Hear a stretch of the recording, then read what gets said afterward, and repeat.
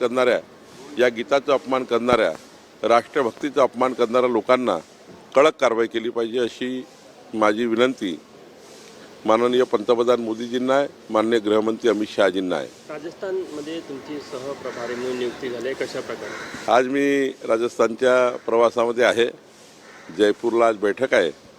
निश्चित त्या ठिकाणी ज्या स्थानिक स्वराज्य संस्था आहे, साधारण 10 महानगरपालिका, 309 नगरपालिका, त्यामुळं आज मला कळेल की माझ्यावर काय नेमकी जबाबदारी आहे.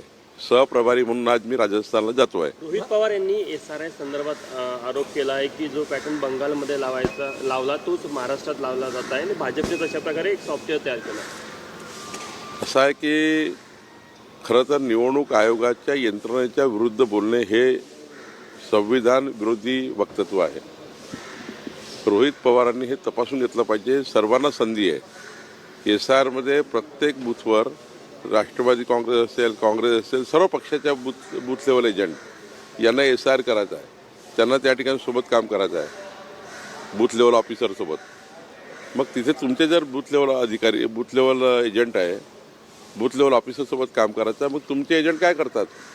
तुमचे एजंटीच आहे ना.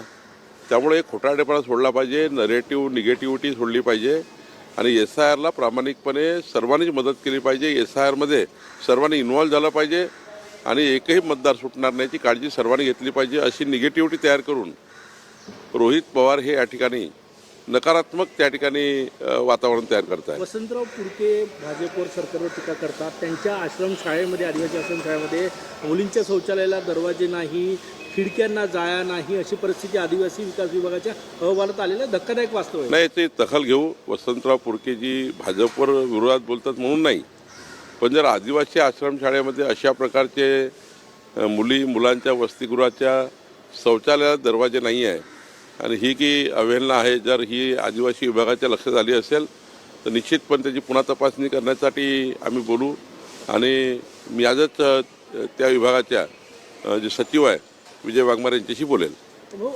गोपीनाथ मुंडे आमच्याकडे असते तर आम्ही ती निवडणूक हरलो नसतो असं पृथ्वीराज चव्हाण म्हटले. संजय राऊत म्हटले की गोपीनाथ मुंडेंचा भाजपमध्ये छळ झालेला आहे.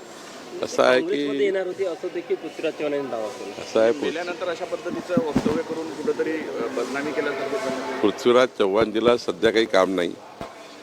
मीडियाच्या चर्चेमध्ये राहण्याकरता या पद्धतीनं बोललं जाते. काँग्रेसमध्ये किती लोकांनी काँग्रेसने जीव घेतला हे जरा तपासून घेतलं पाहिजे. गोपीनाथ मुंडेजी आमचे नेते होते.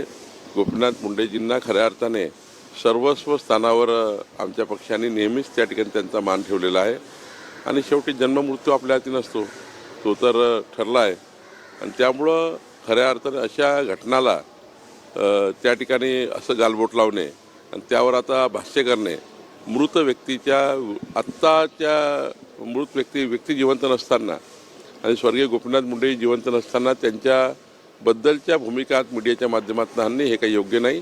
पृथ्वीराज चव्हाण तसे सिनियर व्यक्तिमत्व आहे, त्यांनी जरा समजून घेतलं पाहिजे की आपण कुणाबद्दल बोलतो, कशाकरता बोलतो. मला वाटतं हे बोलणं योग्य नाही.